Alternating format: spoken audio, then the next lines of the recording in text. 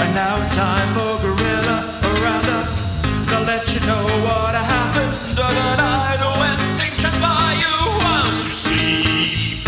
Right there in the loop you keep.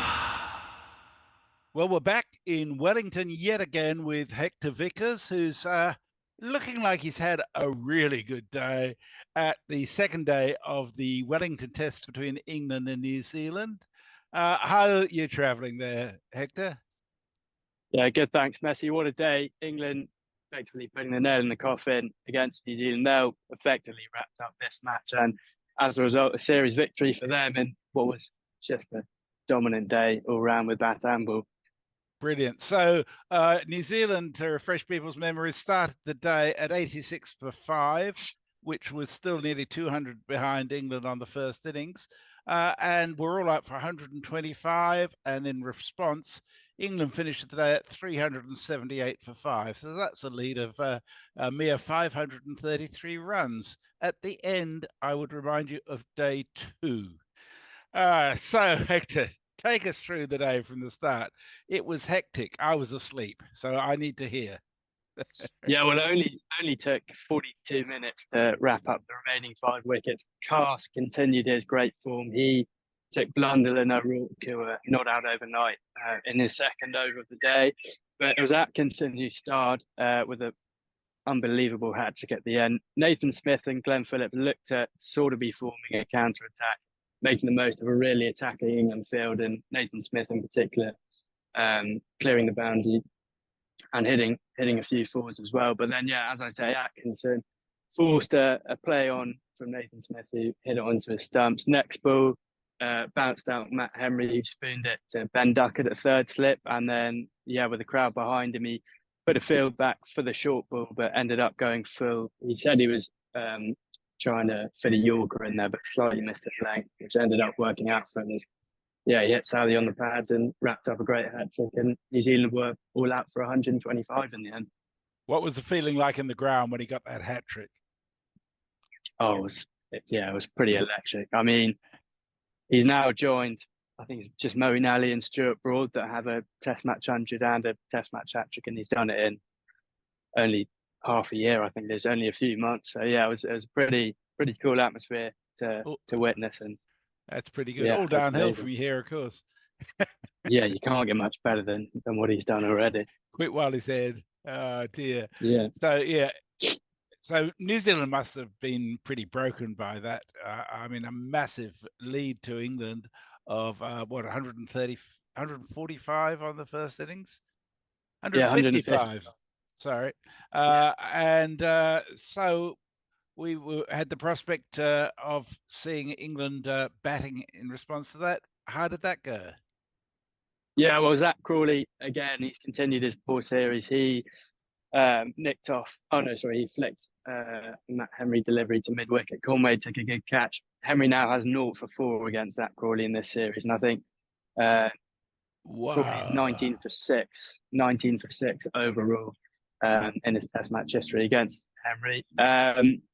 Any hope of a Kiwi comeback, was pretty quickly subdued by Ben Duckett and Jacob Bethell, who just took the game away from New Zealand.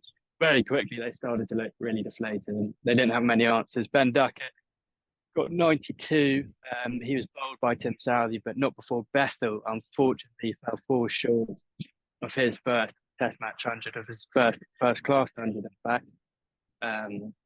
In any format of the game, he fell for 96, nicked off Tom London, pretty fine edge, but yeah, he batted really well. He got hit on the shoulder by a pretty vicious Will O'Rourke bouncer when he was on 90, so he looked a little bit unsettled in the 90s. Yeah, great innings from him. Ben Duckett as well, 92, as I said. I think 4 sixes between them. They just took the game away. And then, yeah, Joe Root and Harry Brook continued into tea. England with 215 3 at tea. Was there a sense that there was any chance that New Zealand might sort of make some more inroads, given they'd taken 2 quick wickets at last? No, not really, because with the lead of 370 and the top 2 batsmen in the world at the moment at the crease, it was pretty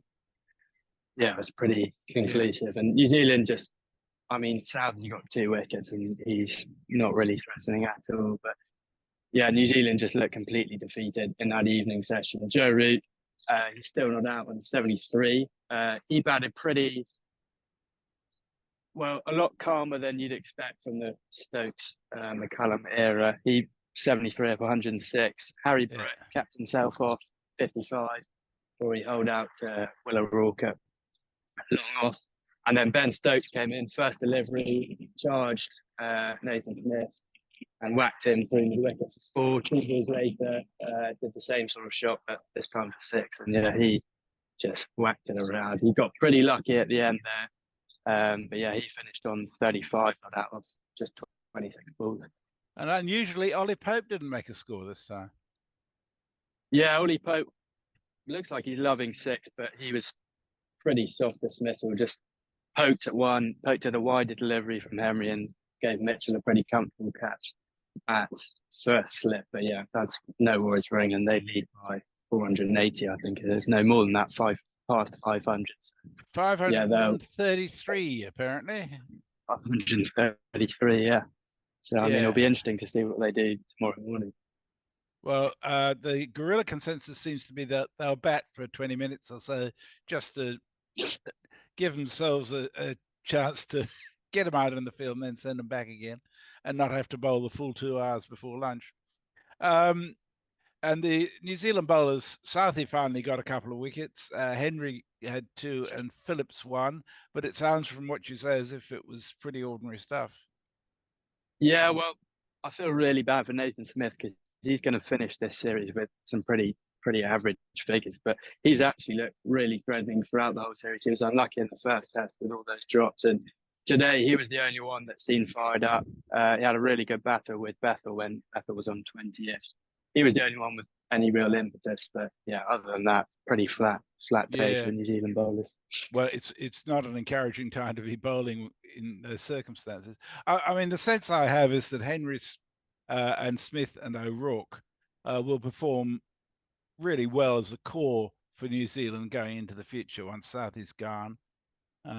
Yeah, well, the problem was Southey. The general consensus here is that Southey should have been rested for this match. Call up Duffy as the extra seamer, just because whenever Southey comes on, it feels like New Zealand lose any momentum that they have, and you sort of have to bowl him on his farewell tour. But he just gives England an easy escape every time he comes on. Yeah, well, he's not in the squad for the final test, is he?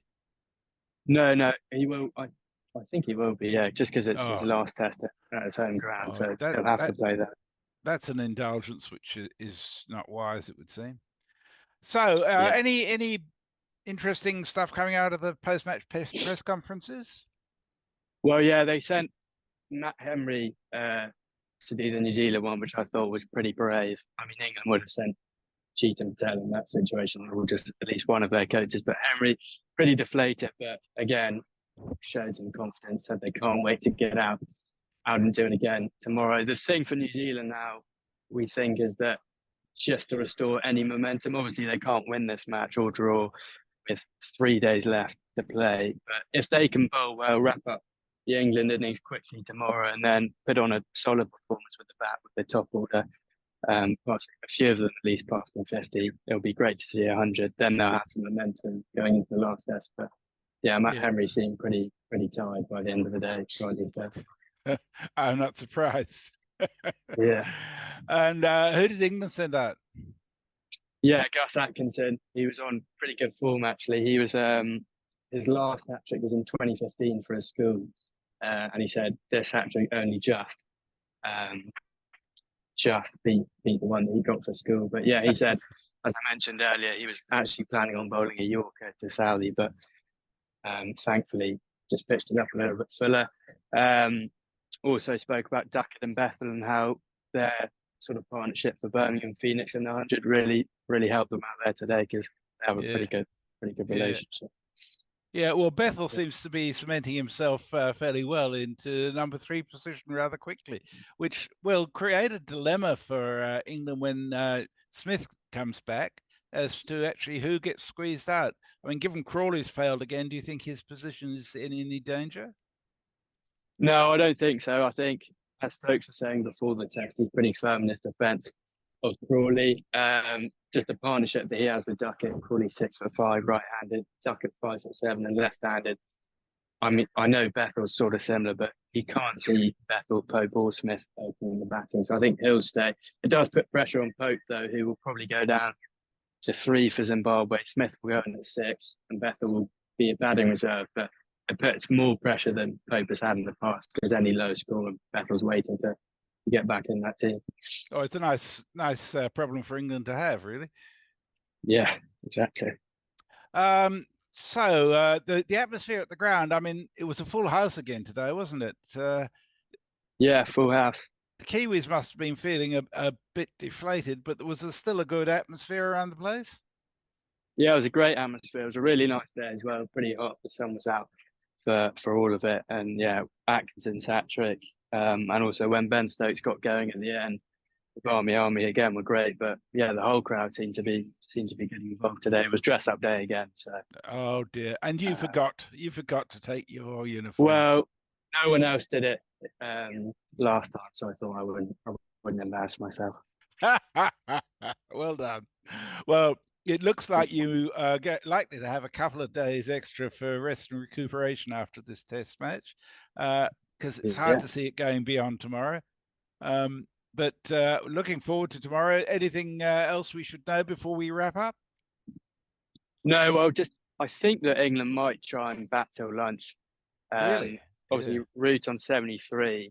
I mean, you've got 3 days left. Why not let him try and get to his 3,600? Yeah. Ben Stokes, he'll might be able to get a quick 100. So they might bat till lunch, and in that case, we might see the beginning of day 4. But yeah, it looks likely that it'll be wrapped up tomorrow.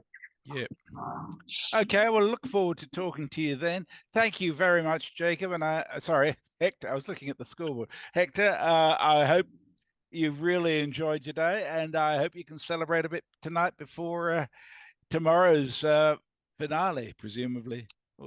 Yeah, will do. Thanks a lot, Messi. Thanks, mate. And now it's time for Guerilla, a roundup. They'll let you know what happened.